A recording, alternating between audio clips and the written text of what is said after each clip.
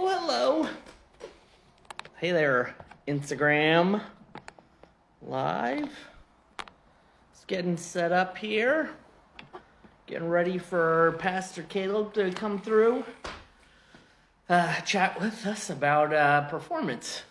He's a really amazing performer on a lot of different levels. As a singer in his band The Witness, which is a soul band out of Seattle. Very fantastic band, one of my favorites over there. Had the pleasure of both playing with that band, and they played the Thangs anniversary party for the first year I was in business. Then he's also, he was Big Wheeler when I met him, host of Big Wheel Bingo, and also panelist on Match Game Rebar, which was a super fun kind of improv comedy game show based on the old Match Game. And then he also does Pastor Kaleb, which is his kind of does non-denominational sermons that are really amazing, make you feel good. And he has a great Easter service that I went to for many, many years. I was able to do digitally this year, which was pretty fun. And I mean, he does a lot of stuff. He's a really talented guy, very funny, very quick on his feet, very good at captivating audiences, stuff like that. So it'll be fun to talk to him about that. I'm just sitting here working in the studio. I got some new paintings going. Jeff Goldblum and Mick Foley. Oh, Caleb's here. All right, nice. Perfect. We'll get this going. See how it goes. Oh, perfect. Hey, Kaleb, how's it going, man? Hey, good. How are you? Doing good. Oh, it's still daylight over there. Isn't that nice? Oh, it's beautiful. Look at this. Look at this. We got a beautiful tree up here. Oh. Check out the yard. Oh, everything's in bloom already. We're just getting there. It's just starting to bud out. Oh, man, it's fantastic. Spring is here. Yeah. Mm-hmm. We're just start to chat, and people kind of fly through, and some of them ask questions. Great. Well, I better take a seat somewhere. Oh, yeah. I usually do these for like an hour or something like that. But if anything happens or we go longer, there's no time limit or anything. So how are you doing, man? Are you in the like post-Easter kind of wrap down buzz? I wouldn't say buzz. You know, I always feel like there's a post-show depression that sits in. Really? Well, a little bit. You don't ever reflect and be like, wow, all that work went into it, and I just went off spectacular this year. You're like, I want to do it every week. Yeah, kind of like, now what am I going to do with my life? Well, I mean, you still got the sermons weekly, pretty much, right? The short and sweet. That's right. Yeah. Yeah, we're doing the short and sweet still. It's my wife and I, so the two of us do it together. Yeah, they're pretty fantastic. Thank you. Yeah. Yeah, we just sort of, COVID hit, and we were like, we got to try something here. Yeah. Are you as someone who does a lot of performing? Are you feeling it really hard because of COVID, and kind of it's not the same online? Well, no, you don't get the audience, right? You don't get that. I am much of it is about the interaction between you and other people. Yeah. And that can be the performers you're working with, which I don't really get to work with performers right now because not everyone's got the vaccine and all that. And then the audience, the audience is also such a major part of any live show. So it's different. This has just become a different thing. Yeah. I mean, selfishly, I'm kind of pumped that I got to go to the last two Easters. I'm sure there's more people, that kind of have exodus out of Seattle. Because what is that, like 20 years you've been doing that? Maybe not, but it's been a long time. Yeah, no, this last year was our 22nd year. Wow. Yeah, so this amazing. 22nd year doing an Easter show. I mean, I'm pretty sure I went like maybe the first or second year I had moved to Seattle, and it was already like standing room only. It was in one of the back rooms at the ballroom there. and Oddfellows. Wow. Yeah, and it was already like gangbusters, pretty popular. So, I mean, 20 years is pretty amazing. 22. It's weird to know that you've done. It's weird to do something that long. Yeah. Not many people do a particular character or a show for that long. So it's kind of strange. It's become like a great, both become like a tradition for a lot of people. A lot of kids. A couple years ago, somebody came up and said, "Oh, hey, Pastor Kaleb," and I just, I told Mom I needed to come home from college and I needed a real Easter this year. Oh, wow. And I was like, a real Easter? You mean you grew up? This is your real Easter because you grew up coming to this. So it becomes this weird thing, and the longer you do it, it becomes like a family tradition, Yeah. Oh, I mean, that's got to feel great. I mean, that is amazing. Yeah. I mean, that's just, I mean, it is a very unique show. I think Seattle is just like, well, still is, but just this amazing place where all this weird kind of, and it's not quite theater, but it's just kind of shows were happening for the last, the whole time I was there. And like that one is real special because it was very different than most of the stuff I've seen. It just hits a very different note. It has all the great things about church that people like that never went to church or don't have, you see kind of what you go to this place, you're with these people, you're saying hi, you're socializing. This person stands up, they are entertaining, they're telling you these great stories that kind of make you focus on the good things out in the world, and you leave with this great energy and community that like it's kind of the best parts of church without the standing up and sitting down and the the weird stuff. No, I mean, I don't know if that's true because there's a lot of weird stuff. I mean, there's a lot of weird stuff we do, but the uncomfortable. The community part is the main part, and it started off as like a send-up kind of religion, when I first started it. But then as it kind of, after a couple years, it was like, that's boring. Yeah. It's sort of boring just to say what you hate about something. It's like, yeah, I hate that. Well, what do you like? What is like, what do you want to put out there? What do you like? Instead of just criticizing something else, like take some of the good parts and make it, it's art, so like you can kind of take good parts and take pop culture and you're smashing it together and you're working with all these, it's also, it's not like just me, Yeah. I mean, I may do the bulk of the writing, but the whole show comes together for a lot of different, but maybe, 30, 40 people help make it happen.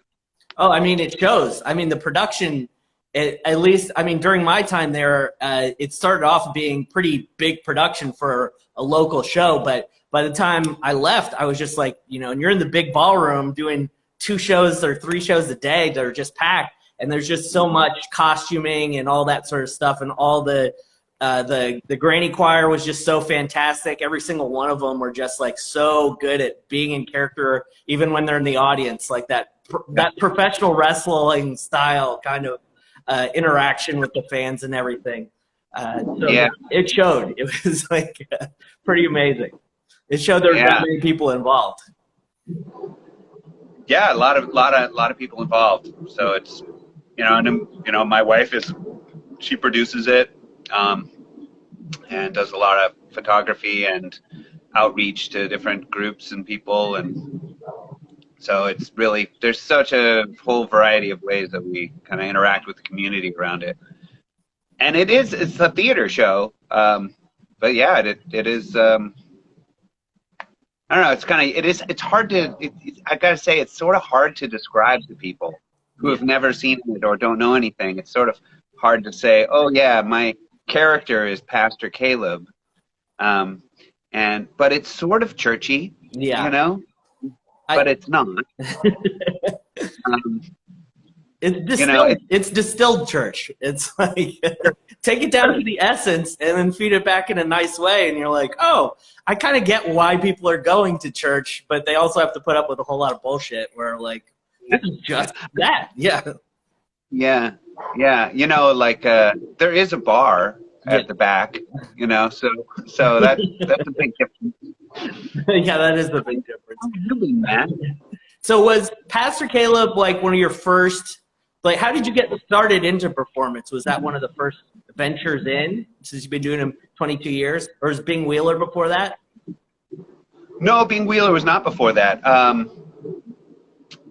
Well, you know, I did theater when I was young, like in high school and middle school. I did theater, and then I moved up here. I was in a band when I was in high school, and then I moved up here, and I don't know. I started doing some open mics or whatever, and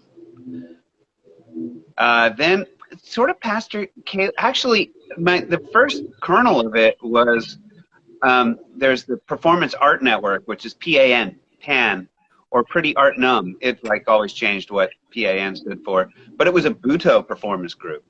Oh. And DK Pan, who he's a performer and artist, a curator as well up here. He moved into an art loft next door to me. I ended up I was doing construction with a group of people, and they were building out these art lofts, and I was like, I want one. So I moved into this art loft, and then he moved in next door, and he and Sarah and Mueller, right? Yeah, I think that's right. And they were just like these awesome artists, you know. They had such a cool way about them, and they were doing these performance art, Butoh dance stuff. And it was the year of the WTO marches here in Seattle. And they needed, for their piece that they were doing, they were going to do a slow funeral march through the streets, like very slow. All painted white faces, everybody with black suits, and three or four people wailing, carrying coffins. And so they asked if me and my roommate at the time, Jamie Fackler, would build coffins for the march, since we were carpenters.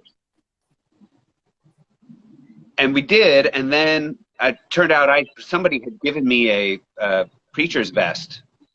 And I said, oh, hey, I have this preacher's vest. And DK said, well, why don't you walk at the front, lead it as the preacher? And I said, okay, yeah, I'll do it, because I was very excited to do some performance of some kind. And then we took the slow march. We walked very slowly for 8 hours through the streets of Seattle during that march. So much chaos, and it was actually a very powerful group. You know, there was a couple wailers who would be screaming at the coffins, but everyone else was just silent, very slow. So that was sort of my first, like, I'm wearing a collar kind of thing. Yeah. And then one night, I was at a party. Well, I was working at a bar too during that time, and I would get home very late, and the only thing on television. Now remember, this is 22 years ago. Yeah. And there was no digital channels, and the only thing that was on my television, because I had no cable, at night was late night preachers. So I get home at like 3 in the morning. I turn the TV on. There'd just be these late night preachers, and I'd study them because they were doing something. And I started studying them also because I was turned on to this movie called Marjo. I don't know. Have you ever seen that movie? No. So it's about the youngest ordained minister of his time. He was a child preacher whose parents had groomed him to make a lot of money as this little preacher. And they'd have cues they would say to him. Like they'd say, like while he was doing his preaching, and they'd say, hallelujah. And then he would know when they said hallelujah, he would know, okay, it's time to ask for the money now. And if they said, oh, praise Jesus, then that was a cue that, hey, keep it going, keep it, you're on a roll, keep going. Or praise the Lord would be, okay, time to wrap it up. Let's close it up and kind of scoot out of here. And they kind of groomed him to be this money-making machine during the time. Well, years later, in this documentary, years later, he comes back in his mid-20s, and he's on the evangelist circuit, and he brings in a documentary film crew, and they just expose all these kind of crazy things in that circuit, in that world. Oh, so this was a documentary? It's a documentary. Wow. Huh. It's called Marjo, Marjo. So I had watched that. Yeah. I had done this preacher thing. I was watching preachers late at night, and I just kind of like, I think I could do something like this, and I'm a performer, I'm an actor, so I was like, I think I could, I can do something like that. And I was at a party one night, and someone said, no, you couldn't. I said, oh yeah, I could. And someone's playing the piano at our party, and I just jumped on the piano and started preaching about the shoes I bought that day. Just about, nothing. Yeah. But really fun. And so then I decided I'm gonna have a show. I'm gonna do a preaching show. I'm gonna use the pulpit. We'll use the lectern, which is used by politicians, community leaders, teachers, preachers, used by all these people as a form. That would be my form. That'd be what I was sort of using. That's what I'd be behind. And I just invited all the friends I had, and about 20 people showed up, and I had a loft space, so I just set up a little theater in there. Wow. And I did a show, and people liked it, and so I just kept doing it. That's wild. And so at the first couple of years, I did like one every month.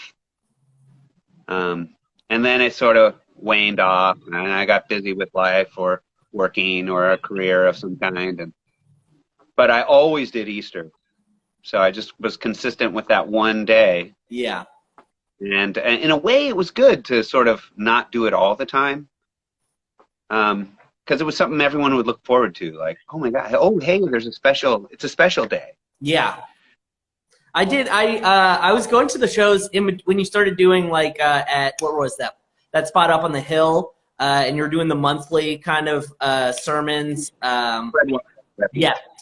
Actually, my sister and dad were in town from the East Coast, and I brought them out to one of those shows too. And kind of like she's now in college, but I think she was like 11 or 12 at the time, and it definitely kind of like blew her mind, having never gone to anything but regular church, Right. So I thought those were great, and you had like such a great deal too, because I think you guys had brunch and everything like included, and it was like great, yeah. Yeah, and in the very beginning when we did it in my loft space, we just feed everybody breakfast. I mean, when there's 20, 30 people, yeah, you can find the, and you're working, you can find the money and find the people that, I'll pitch in $20 and let's buy some eggs. And then there was a guy who decided he was gonna, hey, I'll just be the cook. Yeah. So everyone would just have free breakfast. They'd just come to the show, have free breakfast. We pass around a hat, and there was no, you didn't pay anything. But sometimes I miss those days because you got to share a real intimate community and give intimate, to all these people in an intimate sort of way. But as it gets bigger and bigger, I can't afford to feed 700 people, or it just gets, the logistics get much harder. It's one of the worst things. And, when we come out the other side of COVID, I have a feeling it's all the funky, weird venues and dive bars that were like letting the weird shows happen and not asking questions, about like doing stuff like that are like really the venues that are going to suffer the most with all this. That's where you start a show and you just have this small kind of, amount of people that are enough to cover a small room rental and kind of like be weird, have a, I was at the first Match Game shows and I missed, as that show developed and got much better and slicker, it was kind of amazing, but I missed some of the early shows that were just completely off the rails, Yeah, they would apart. Yeah. It was like, sometimes that could lead to just this really amazing stuff. That was kind of like I was at the one where Cassie had taken too many drugs or something, but just could not answer any questions. And so every time it would come to her, she would just like stare or giggle and laugh and just like couldn't even write anything down. And it just like led to all this silence every time. But by the time it was like, it got to her towards the end, everyone knew that was coming. So it was kind of, just became a great moment. But yeah, so you have to have these shows like your Easter show, you can tell you've been doing it a long time and it's so nicely written out and everything is, going on this track, but you could tell it took probably 5 years of weirdness to, get it going. And I think that's going to be hard for the shows that need that runway. Well, the other thing that's going to be hard is, I started that and really started my performance life in my loft space. Wow. I didn't need a venue. I lived in one. And I could afford a big space. It cost me $500 a month to have a 2,000 square foot loft. Like it was just a big open warehouse, a room in it. I built a room in it.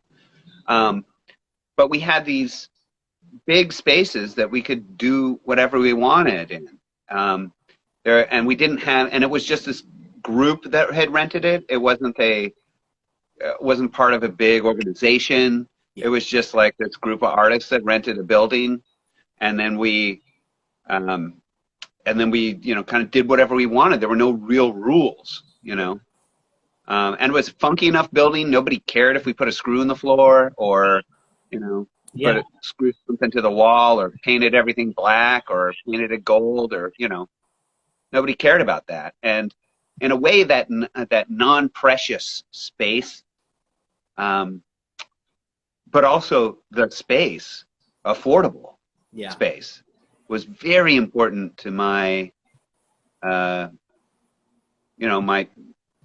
growth as an artist, for sure. And being around all those people too, all these different, there was a potter next door and there was a painter upstairs and there was this like a collage guy, and there was some dancers down the hall and, there was all these different things being done.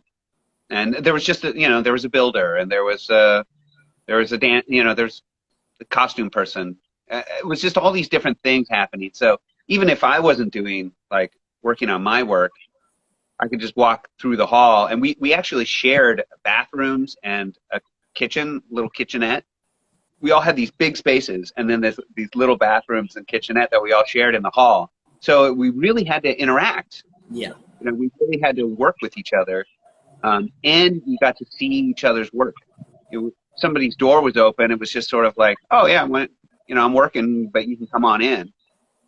So you could walk down the hall and just visit with somebody and see what they were working on, see what the potter was making, see what somebody was painting, and just all those things. See what somebody's making some music upstairs, DJing or mixing something, and all those things kind of work together to make to improve your art and to make you a better overall artist. You've been in some loft spaces and some artist spaces, and I mean that's got to have been influential on you as well. Oh yeah, I mean, I definitely learned early on. When I first got out of art school, I went to Virginia, which is kind of a cultural dead zone, and so I was kind of just finding any space. I was looking for space to make art. So I found a studio that was just like a warehouse where they made carpet or some bullshit. Like it was just a warehouse, but they rented me a room in there. And I realized how much I needed community to go along with that. So I kind of I went from Virginia to just traveling for about a year and a half, and then I got to Seattle, and I luckily landed in it was what was his name? Sorry, I'm blanking, but it was right next to where I ended up at Inscape, which is the big old immigration building down there. The Larimore Project. It was a big art gallery. We were in Inscape, and the building that I had a space in was the Romaine Electric building, which was just down the street, which was then, I think, when you were at Inscape, it was the Performance Radiator building. Huh. Which way? Airport Way and Royal Brome. Huh. Well, that's fun. So, yeah. It was like a block and a half away from Inscape. Inscape should, I mean, for that building, as cool as it was, I wish they had done a better job of getting community-minded artists into the building so that it could have, because after 619 got destroyed, it was like all set. It was perfect setup to just be hosting events. It had the beautiful patio, just like a place for community to happen. And they got too many people in there that were just renting rooms to store their art and, stuff like that it just never kind of happened. It was kind of a bummer. Yeah, it's hard. It's like a magical mix, when it happens, like a magical thing. And it's harder and harder to make happen in more expensive cities as they get more and more expensive. I mean, that's not to say that it's impossible. I mean, New York City, it's full of artists and full of people doing stuff, and it's more expensive than Seattle, we were in Boston for 2 years, and I found this space in this place called the Dorchester Art Project, just really wonderfully run spot where they were renting out a spot that was art gallery, music venue, theater venue, like all of the above, and just people who are willing to put in all the hours for that sort of stuff, which is the most important ingredient. You got to have these people that are great at organizing and keeping it rolling and all that sort of stuff. Yeah. And like willing to, have some sort of incentive to, not an incentive necessarily. The incentive could be just doing it or just having the community, but it has to be affordable enough. Yeah. Right. Yeah. Well, now down in Providence is like insanely affordable, and it doesn't even really make a lot of sense. And it's starting. I can already see that like period I was in Seattle from 2006 to 2008, where you just start seeing like everybody's gears turning, and South Lake Union's just changing into a different kind of area, and you're like, so I see that. But right now it's just crazy affordable, and since RISD is here, which is kind of top art school, there's a lot of undercurrent. So I'm really excited once COVID is over at exploring this place, because I think you kind of got there right before, didn't you? Yeah, or no, right after COVID kind of hit, and we were living above a bar in Boston, realizing we're paying insane prices and no real access to the city that we were paying. Like you live in the city to use the city, and we're like, okay. This place is 40 minutes south, closer to New York, and it's like we could buy a house and be paying half of what we're paying in rent. So it's like it's kind of a no-brainer, But we got down to COVID, so it's like it's weird interactions, and me and Brandy took a luncheon yesterday, a business lunch, to the strip club right next to my studio, and kind of check that out midday when it wasn't going to be too crowded or anything like that. And just like had a great time having stupid conversations and drinking in the middle of the day, behind plastic, but random people talking to them, it was amazing. Yeah, right. That sounds fun. A little, what did they used to call the brunch down at Mary's in Portland? They called it steak and legs. Oh, yeah. Eggs and legs. Yeah. It's, I miss that sort of stuff, the interaction. So I'm real excited when this gets through to check. I think it's happening here. I mean, studio space is cheap. Property is cheap. So hopefully there's a lot of cool stuff happening. How is Seattle faring these days? Does it, are people, optimistic? I just read about so many places closing and so many people moving away. Well, I mean, those things are true. Yeah. A lot of places have closed, and a lot of people have moved away. But those who have been able to, I mean, look, we've lost some fantastic places like the Rebar. Yeah, sad. It's not the Rebar, it's Rebar. Is gone.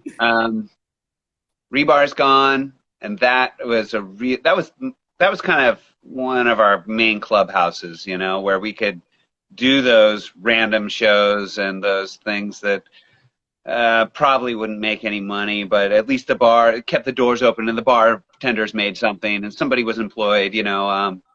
But we got to do kind of whatever we wanted, and they could be, you know, some mildly offensive, weird shows that people could try out their strange characters. And you know, Babe had a show he did there, Babe of Belltown, and his show was it was Smash Game, which I was a big part of, doing all sorts of different characters. Started out doing it as Bing Wheeler, but then moved into all sorts. He did a mashup show every year, which was Star Wars and Cher, his two favorite things, popular things, Cher and Star Wars. So he called it the Cher Wars show. Oh, yeah. And people knew him as, there was OBGYN Kenobi, there was Jabba the Slut, there was Cher Baka, and Cher 3PO, and Sonny Bono Fett, and a couple of years I went as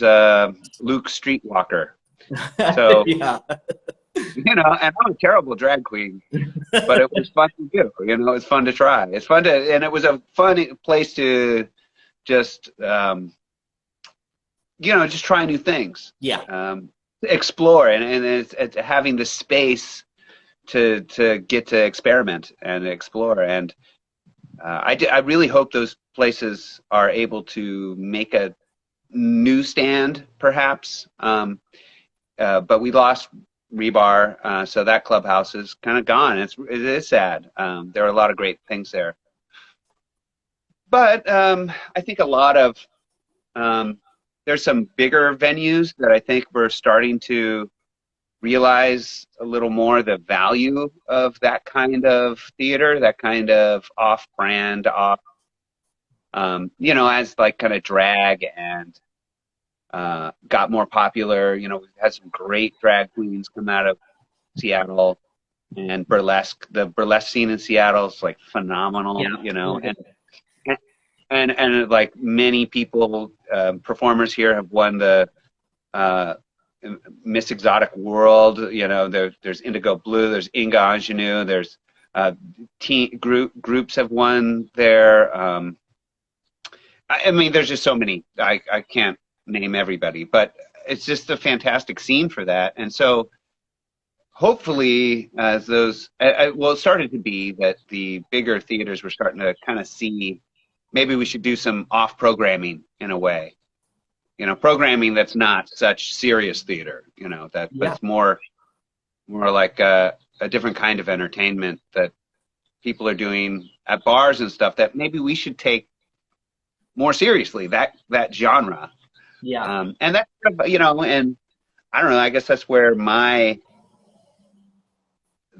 scene sort of lies, in this burlesque, drag, off theater kind of space, bars and, you know, game shows. We did, you know, for instance, you were saying, and I mentioned too, Bing Wheeler was a main character I did for, I think Aaron and I did that show for 10 years.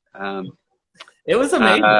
And it was like a bingo show, but with like a game show styling, like a Wheel of Fortune, not quite Wheel of Fortune, but more maybe Price is Righty, but also very surreal, crazed, bingo host. And we always had different guests, and the guests would always be different artists that we knew and loved. And it was kind of cool to do because we would go to a different show every week, or at least every month, and we'd see other people's shows, and we'd be like, hey, that person would be really great as a guest.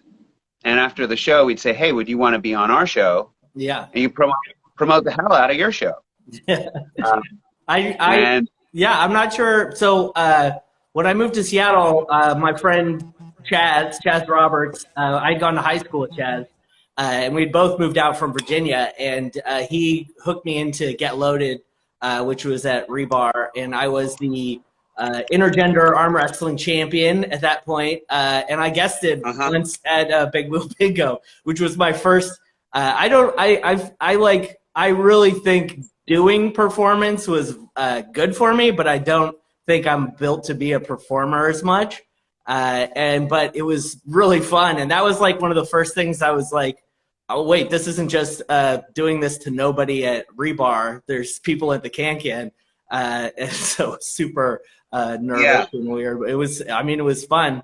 It was such a great show. But that's the good thing about Seattle was there's this opportunity where if you're just someone without any background, there's maybe something weird happening that will say like, hey, come over here, and try it out in front of people. And it gives you confidence. It introduces you to community. It's a lot of benefits, even if you're not a performer, to doing performance, I think.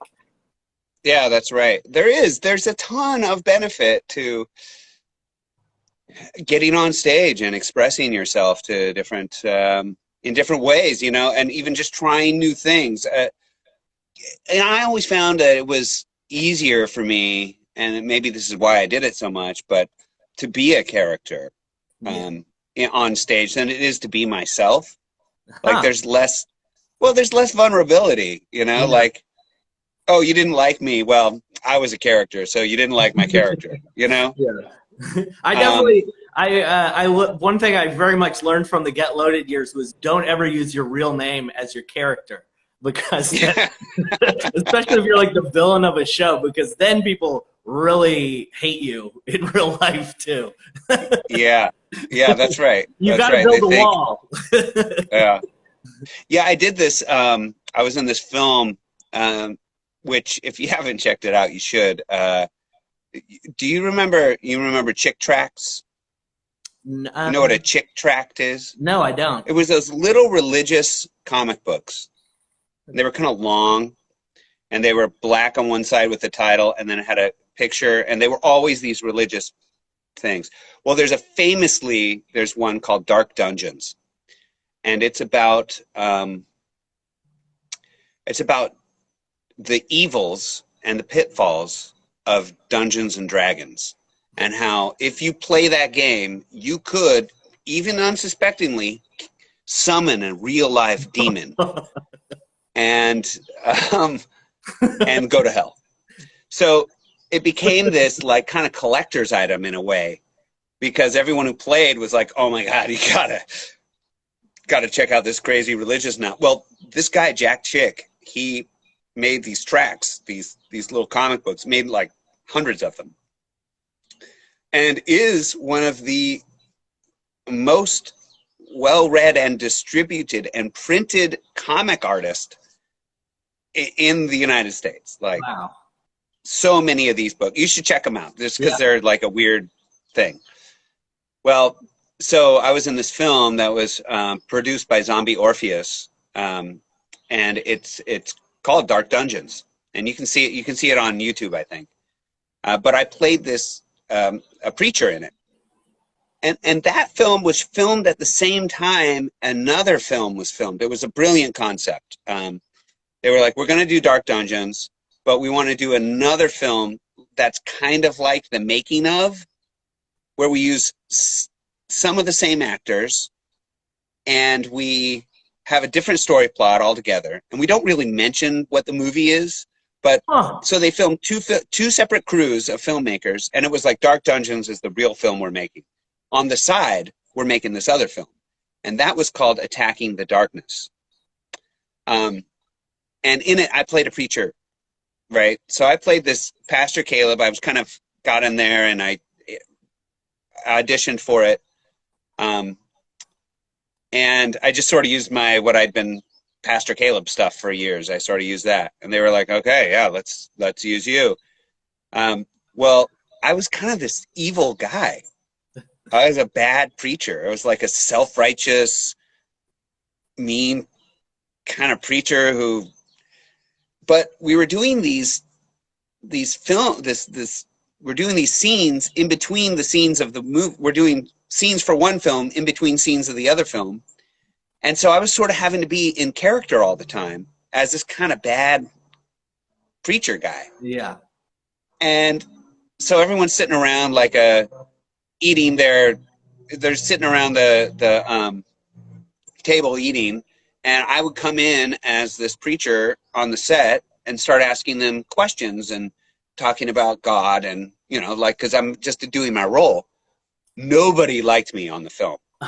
Like they all thought I was just this terrible, like nobody wanted to be around me. They just did not like me. And it was kind of weird. It was hard because, it's like, well, you guys acting, right? Have you connected with any of them and been like, I was like, it was a character, or no? Not really, because it was like as soon as we're done with our, like, between the scenes, it was like, okay, everybody get on set. We're doing the scene. Oh, yeah. So everyone's sort of like, yeah, who's this weird guy? He's like, this weird preacher. He's doing some weird things. Well, that's a brilliant concept. The movie within the movie, the fake making of. I love that. I thought so too. I thought it was really genius. Yeah. Yeah. So I'm guessing the plot is kind of horror-esque of playing Dungeons and Dragons and summoning demons of the movie within the movie.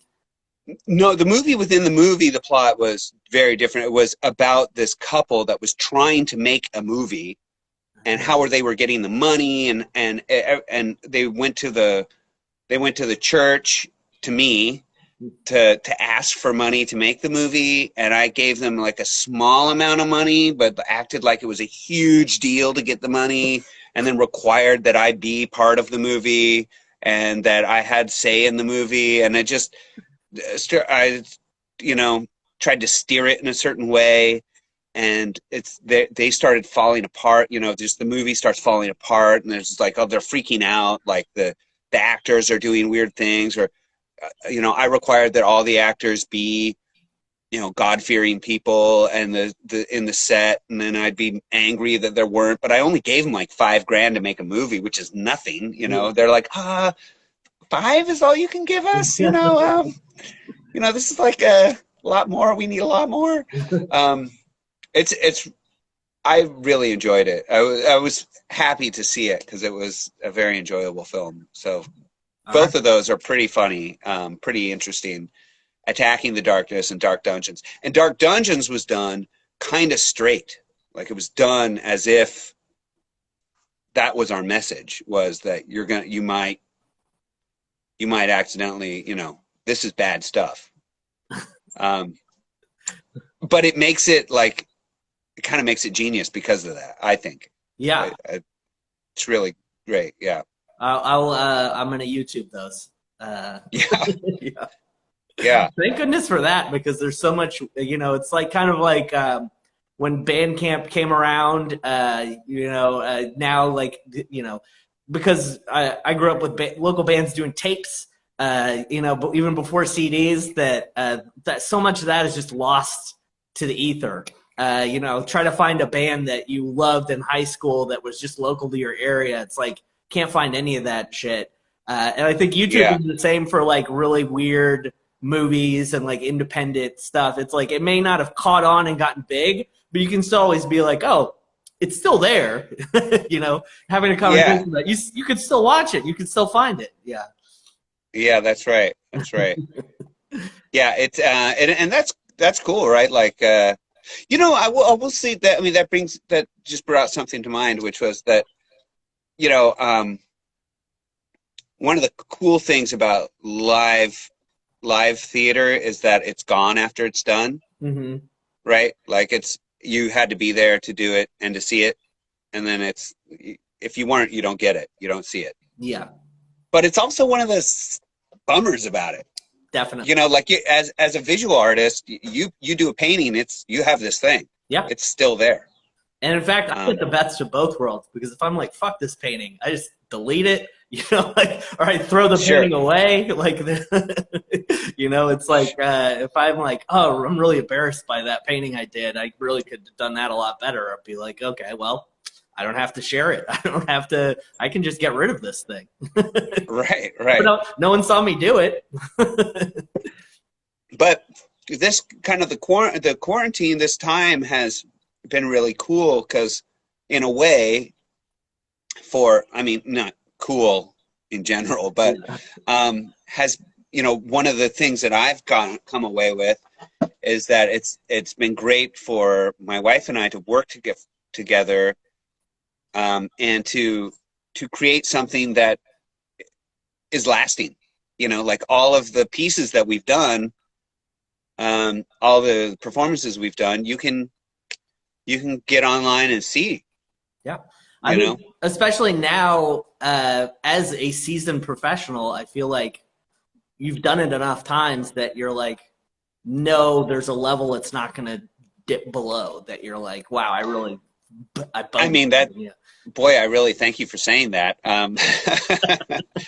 mean, I don't know, you say seasoned professional. I mean, I guess in some ways I am, but that's what I love to do, and I wish it could be my full-time profession. Yeah. But I mean, I'm a general contractor. I'm a carpenter.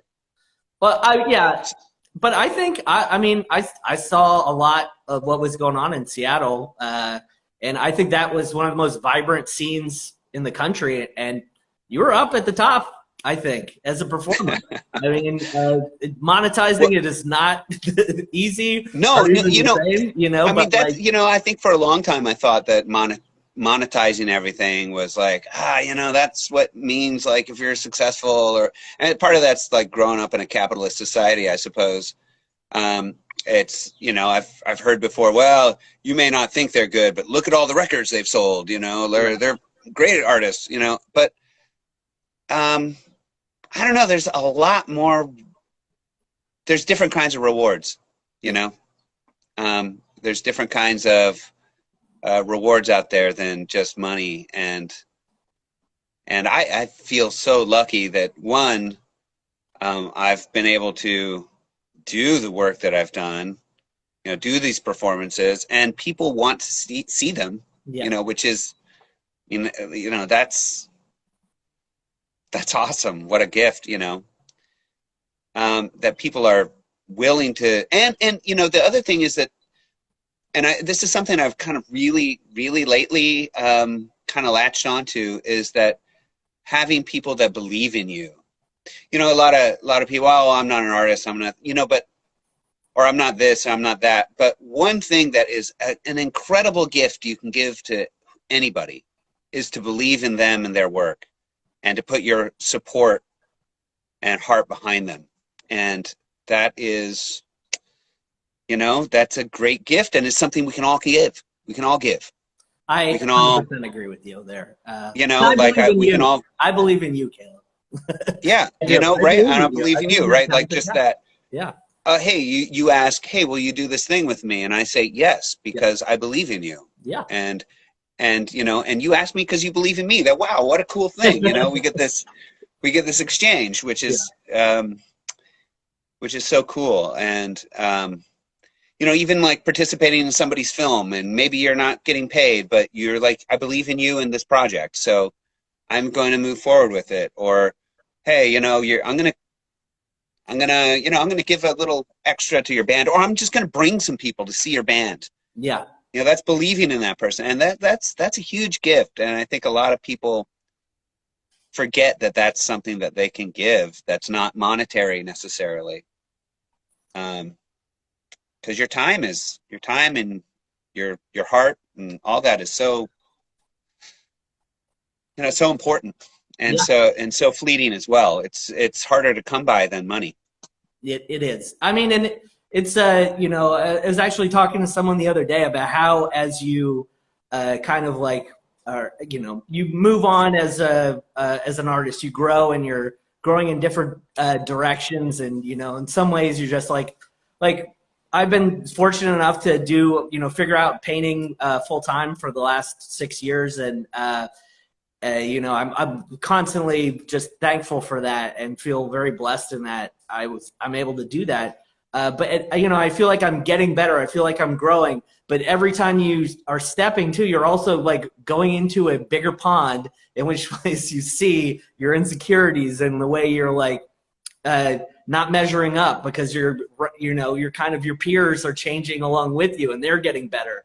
So you know, no matter where you are, you still as an artist have these things in your heart. These, you know, these questions about, am I good enough? Am I, you know, doing the right thing? And so when people do give you that honest, you know, feedback and support and love, it kind of fills those. It definitely, it's very necessary.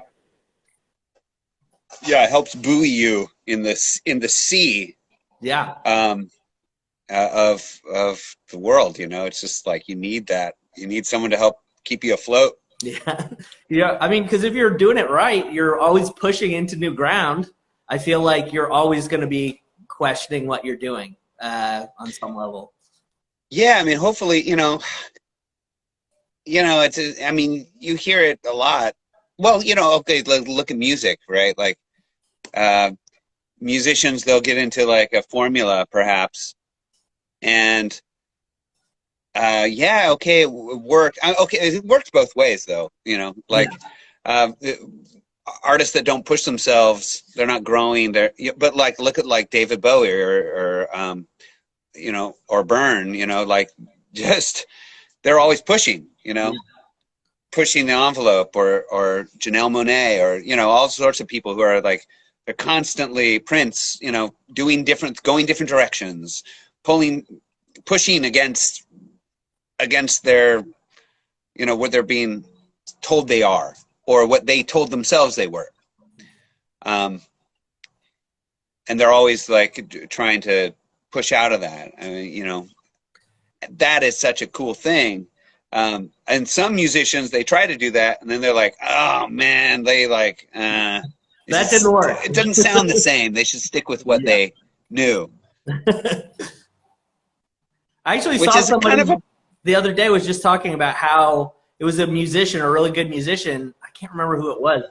But they were talking about how music fans are the most orthodox of all the creative fans, because it's like they want that one album, you know, and they're like, as their favorite band is stepping out and trying something new, they're mad at them because they're not doing the kind of the thing that they sold them on earlier. And I was like, that is right. That is kind of true. I'm kind of but I mean, Bowie's such a great example. His last album was just so out there and pushing it. He just never stopped.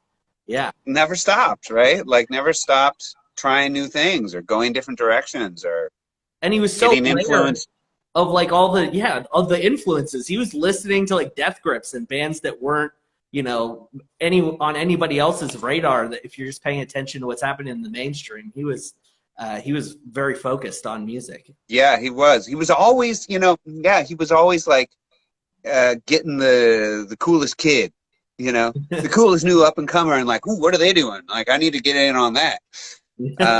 That's always pretty neat. But it can also be a little predatory, I suppose. You know, it's always a balance, I feel like, in creating of, I mean, nobody just make, you know, in the movies where someone's like inspiration hits them and this brand new thing comes out, is like not really the way things are created. I don't think anyway. But I think we're all standing on the shoulders of a lot of people that came before us and kind of putting our own twist on whatever that is, that are amalgamation of the influences we've had our whole life. Right. Yeah. I mean, any of the stuff I've done has definitely been influenced by artists, pop culture, by, you know, I guess a couple years ago, the last live Easter we did, it was sort of a pseudo Game of Thrones theme. But God, it turned out to be so fun and so good. Everybody was a clan. Parts of the audience were clans, and you know, they all had their houses, and we had the White Walkers were old ladies with White Walkers. They came in, you know, just like it was so stupid, but it was like just taking all these influences that we have and kind of mashing them together and trying new. I mean, this is totally what you do too. I mean, if you have a strong enough voice, I think you're going to it's going to be yours when you make it, because Right. that's what you do. That's what you make. I toured with this band for a long time, selling my art on the road, and they were just this really off the wall, kind of very different than everything else going on band, and they were so focused on not ever repeating anyone else had done, that like I think they were just like 5 steps ahead of the audience a lot of times, Uh-huh. because they were very focused on that, like not doing anything that somebody has done before. And I saw that, and I was like, I think I used to do that with my art. And when I was just like, okay, no, I'm not going to be afraid of that. I'm going to embrace it, because I know if I make it, it's going to be mine. Because That's right. I'm not going to do it the way someone else does it. Even if I wanted to, I probably couldn't. So Yeah, yeah. It's like even if I'm doing a cover, yeah, unless I'm a forger, unless I'm yeah. doing a forgery, you know. And I would be the But worst forger in the world. I would yeah, I think I would too. Yeah. So I think Maybe I could forge a maybe uh, I could forge a William Shatner performance. I would pay money to see this. Kaleb as William Shatner, singing Tambourine Man, just crooning it too. Full Yeah, backing yeah. band. Rocket Man. Yeah, I mean, I think his first one was the best one too, because he wasn't aware at all of how ridiculous what he was doing. Like later on, you can tell he's like putting it in. He's putting that Kirk into it, but that first one, he's just like, I'm killing it. I am a great singer.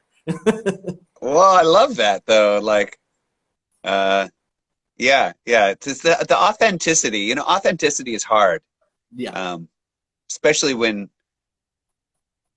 you get perspective on yourself or something, and you're like, oh God, that was everybody thought that. Oh God, I was being myself, but maybe I should play into that. You know, no, just keep being yourself. You know, but authenticity is that's difficult. You know, it's difficult in painting. It's difficult in photography. It's difficult in movie making and you know, dance, all that stuff. Just trying to be yourself, your authentic self. I think it's. I mean, it's important to always listen to your audience and take in kind of feedback. But yeah, Sure.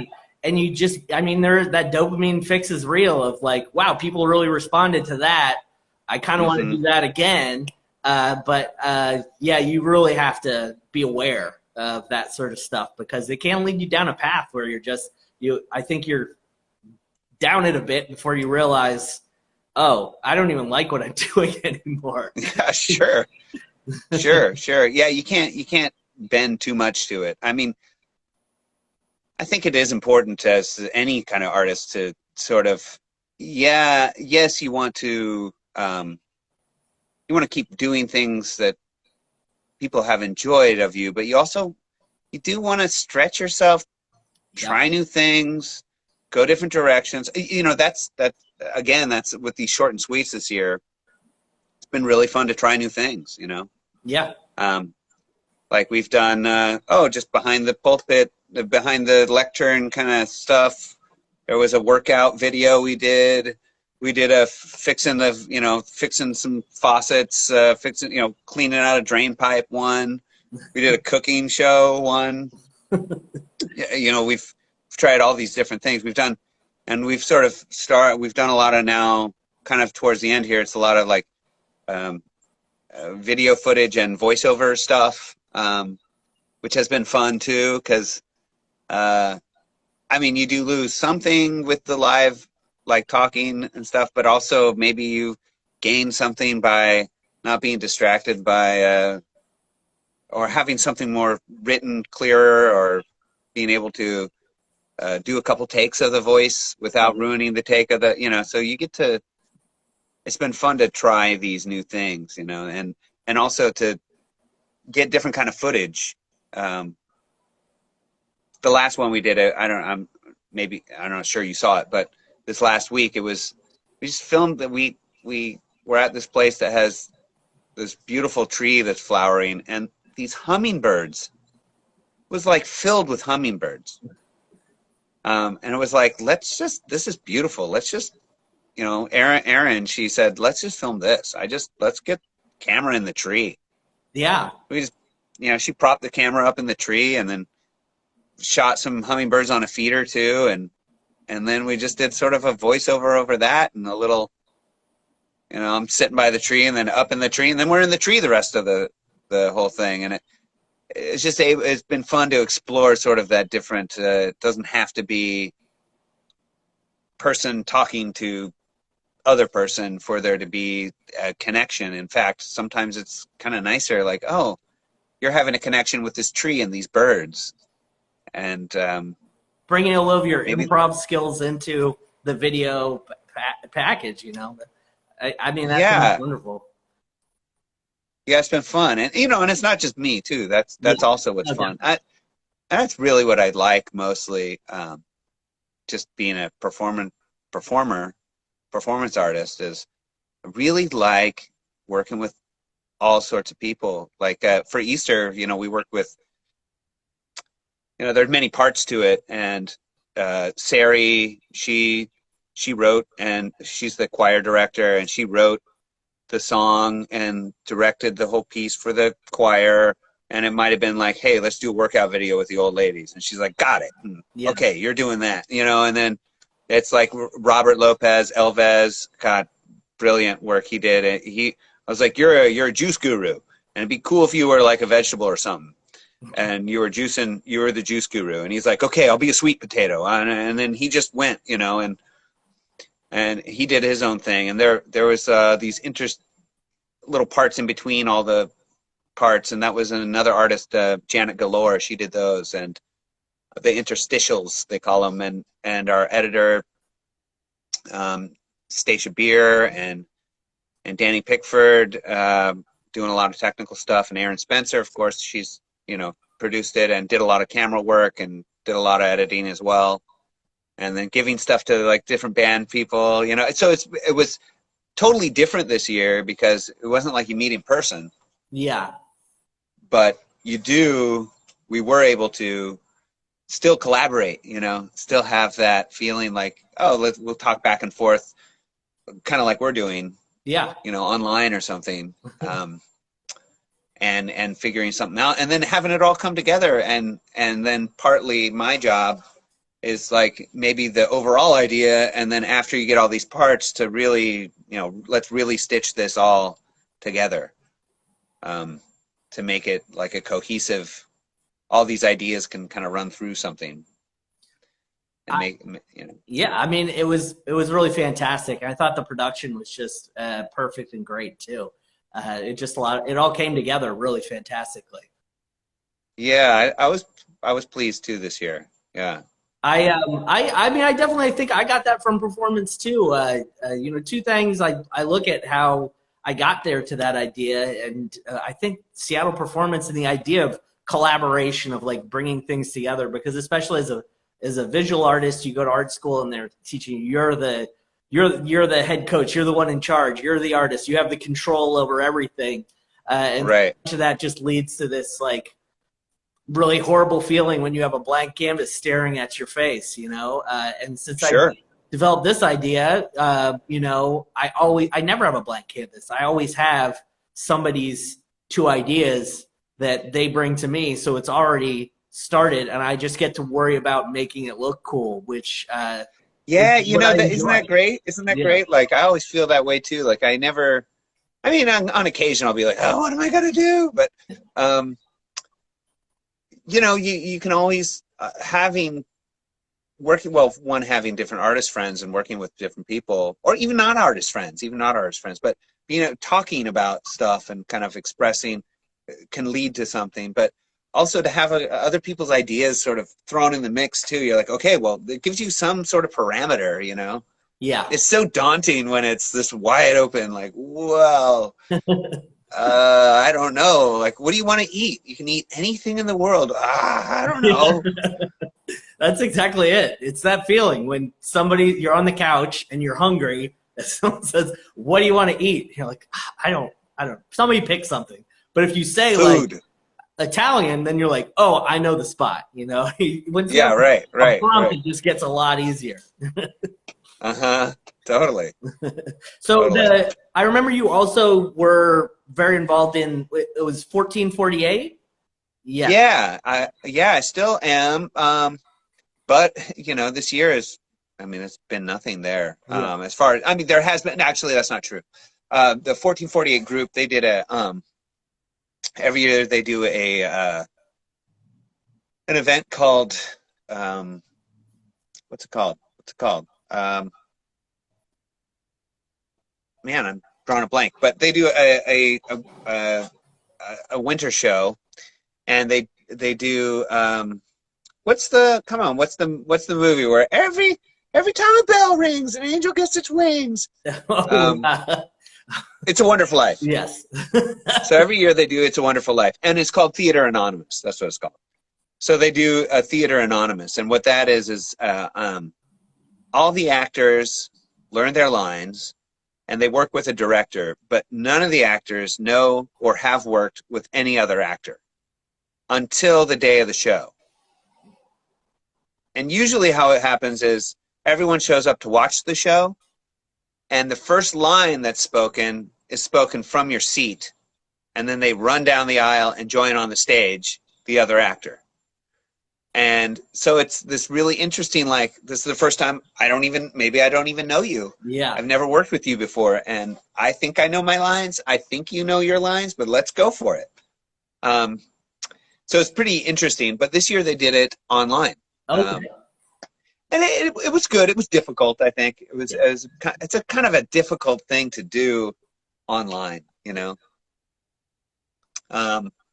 because you're interacting with, like, in a scene, you got like 5 different screens up here, Yeah. There's no blocking, or maybe there is, like, oh, I'm talking over here, and then, oh, hey, what about you? It's very simple. But I think they're going to try to do a camp this year. And 1448, man, what a cool group of people doing really fantastic work for the community. Talk about community building. Yeah. They really do it. And what they do is they gather actors, designers, writers, directors,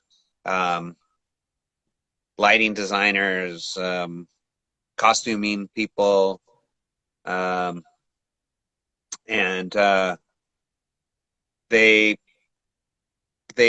get everyone together, all these different people from the community together, and the goal is 25% new people every time. Wow.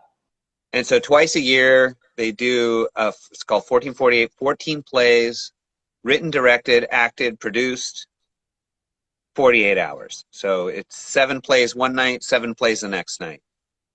And it's like you're in a pressure cooker, It's really, you got a 10-minute play, you get the script the writers go home at night. It starts at 7 at night on Thursday.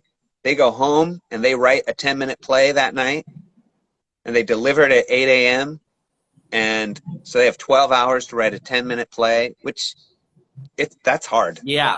For an amount of people they're assigned that night. And then they come back, and whatever they have, they give to the director. And they're like, it's yours now. And then the director picks randomly out of a hat who's going to be in the play. Wow. And they, and then you learn your lines that day, and you put on a show that night in front of an audience, You get your costumes made, you do tech rehearsals. There's a band too, that learns songs for each. They learn all the cues, everything for interstitial music for each play.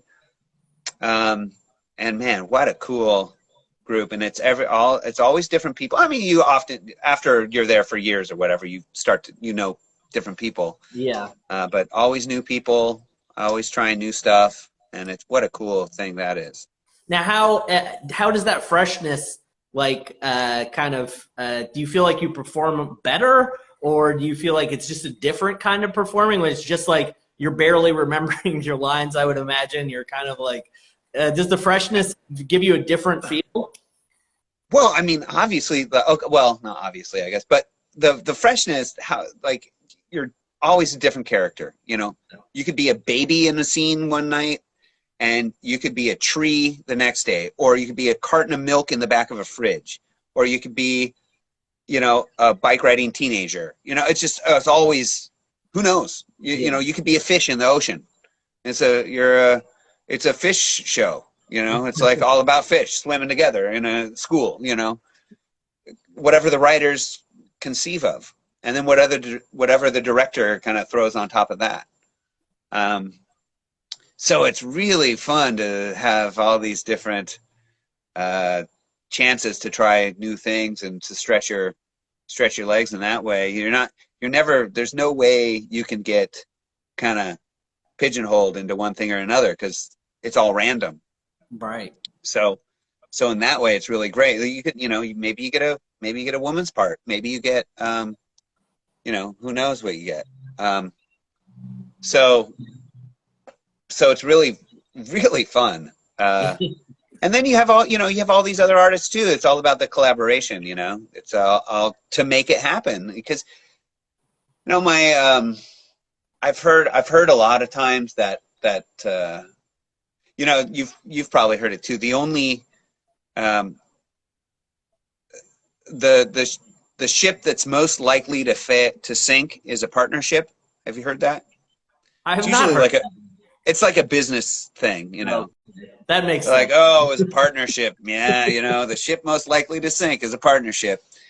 And That's horrible. I've always hated that, because it's like, well, nothing gets done. Yeah. You can't do anything without other people, you know? Yeah. You have to have partnerships. You have to forge relationships. Yeah. That with tells me others. more about the person saying it, that they're probably an asshole, you know, that they're like, just like, Well, I don't work with other people. No. Yeah, sure. It's going to fail because I'm going to ruin that. Right. Because I'm going to sink this ship. Yeah. But, I mean, it's just a good example, like that kind of stuff of what it, you know, that it does take a lot of people to make. You have to rely on people, and to not, you know, to make your art, but also to have it be seen. Yeah. You're relying on people, you know, to have it be shown somewhere, to interact with it, to influence you to do it. All those things, you know, you always have that. You always need each other, need that community. Yeah. And hopefully, you know, my work and your work does this too, which I love about it. Is it's kind of all about the community, that outreach, that people, you need the people to do it. Yeah. And you also want people to tell you to get your art. So you want, hey, I'll do it for you. You know, this is a team effort here a bit. So, you know, I think that all my work, hopefully, and again, it's not just my work. It's like, you know, it's mine and my wife's, Erin Spencer, you know, we work together a lot.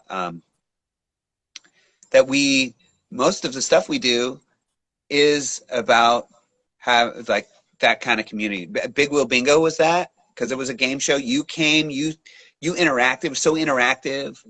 The Pastor Kaleb stuff is like that. You know, we take donations. You know, it's like you're part of the scene. You're part of it. You know, hopefully anything we do is like including people and reaching out to them to welcome them in. Like, you know, here's the open arms. Like, come here. Come on in. You know, I grew up in Northern Virginia outside of DC, and it was just such a horrible culture to grow up in, because it was a lot of like rich people and government people. And like when I started socializing in those scenes, you know, there was just like, it was like immediately people were sizing you up for like your job, where you're going with your career, things like that. Right. And it was, you know, I did a lot of traveling and stuff, and I landed in Seattle, and I'll just always be thankful for that, the community there, for teaching me about community and how what you're not like, a better one than partnership sinks is like a rising tide carries. How does that one end? But you know, it lifts all the ships. Lifts all the ships. Yeah. If we're not as artists, we're never competing with each other. We're competing against Walmart, or if you're a performer, you're competing against Golden Girls reruns. You're like which are good. Yeah, that's that's way better than Walmart in my case. But yeah, it's like if we're all working together and building these scenes, people will come to them, and we need the people that work the door and organize the outlet and make sure they're all taken care of. And we need all these things, because the one job of making the thing is just a small piece of the whole system that needs to operate in order for us to do our thing. So it's important. Yeah, did you see the Mr. Rogers documentary? Yeah, did you see that? Oh, yeah, it was so great. Got it. I was so fantastic. Yeah. What a fantastic guy and stuff. But something that stuck with me so well with that documentary was some of his commencement speeches at is that what they're called? Graduation speeches? Yeah, that's right. Okay, are they called commencement speeches? They are. Yeah. Okay. So some of those, when he said, he would like, okay, and you do not have to be, you don't have to be an extraordinary person to be important. You don't have to do extraordinary things to be important. And this is what he's telling them after they've spent 12, 16 years going to school, being told, and in college especially, you've got to do extraordinary work. You've got to be an extraordinary person. And at the end, he says, that's wrong. You don't have to be an extraordinary person or do extraordinary things to be important. I loved that in a way. Like it's a simple idea. You can be important. Yeah. It's just you're important anyway. It's something you learn later if you never had a Mr. Rogers tell you that you're like, oh, I don't have to be David Bowie. I didn't have to do David Bowie didn't set out trying to be David Bowie. He was just making stuff. He was just yeah. I mean, he had the different color eyes already, so I mean, he was already kind of on a path to. He was on a path, yeah. But I mean, he probably was just like, I'm making stuff with my friends. It sounds cool and I like it, and that's how it all happens, is with just doing stuff. And I mean, I feel like most artists are, would be ecstatic if they could work on their craft and be able to live in a shithole, but still be able to carve out some semblance of a living on that. And I that's one of the things with Thangs that I really am trying to build, is this bottom line, because it just seems like there's nothing, and then there's the people making large amounts, and there's just no middle class for people that are creatives. And I see so many creative people that are so talented, but then also have to do these other things. And I think it's important that we build that baseline. Yeah. Yeah, I agree with you. I mean, part of that is just supporting your local. It's it's the same with businesses. Yeah. You go to your local you go to your local grocer, and you go to your local cabinet maker, and you go to your local, it is more expensive sometimes. Yeah. I mean, yeah, I know you can go rent a movie for $10 a month. You can rent 75, you can watch as many movies as you want. Yeah. On Netflix, right? And I know that's cheaper than spending $35 to go see a play. Yeah. Or I know it's cheaper to get a $10 framed photograph from Walmart than it is to go buy a photo from a local artist. It is. Yeah. And there's no doubt about that. But, as just sort of changing our way of thinking to how do I support those around me and our community, not just those around me, like those who look like me and all that, but our whole community, to do something, to make a viable community. Yeah. Something where everybody is able to have work, everybody's able to make a living in some way, and and it takes time to do, and it's being done in many different places in the world. Yeah. We seem to have America seems to have this I need to pay less for more, but it's not always. That doesn't mean it's good. Yeah. I 100% agree. One of the weird things about Rhode Island, since it's such a small state, it's 40 minutes from one end of the state to the other driving. It's just amazing. Yeah. And so we have access to this whole state, but it's such a corrupt state as well, because the headquarters of the New England Mafia were always in Providence in the 70s and 80s. So everything's kind of backwards and there's not great infrastructure, but somehow this mishmash of things created this place where almost no chains or big businesses ever made it in to make a dent. So you go to even outside Providence and you're in some small town like Johnston or something, and it's all one-off My Cousin Vinny's rentals and just shops that make no sense, and you're like, how does that stay in business? But Rhode Island just made it happen, and it's kind of like a utopia to me, because I love going to one-off businesses. I just feel like I'd rather go to a place that does their one weird thing well and has a lot of personality than I would whatever else is out there. Yeah, I agree. It's like I'd much rather go to a dive bar than the Ram, or or Cheesecake Factory. I'm gonna go to this small little place over here instead of Cheesecake Factory. I mean, you may have better pies, but yeah, I'm going to get a better conversation with whatever no good Nick they hired at the other place while I'm eating my pie. Yeah, that's right. That's right. Yeah. Well, all right, Kaleb. Yeah, I think I learned with Emmett Montgomery on here that if my phone runs out of batteries, it deletes the whole thing. So I'm always very paranoid about. Oh yeah. Let's do it then. Yeah. So good to see you. Great to see you. So much fun. I'm glad that you're staying busy during quarantine. I get to see all the amazing stuff you're doing. Everybody definitely subscribe to Pastor Kaleb's YouTube channel. It's pretty wonderful experience. And I hope everything's going well out there. Yeah, you too. So nice to see you. Keep it up. And I'm really excited that you asked me to do this little interview. It's really nice. It's very nice to have you. All right, man. Take care. All right. Bye. Bye.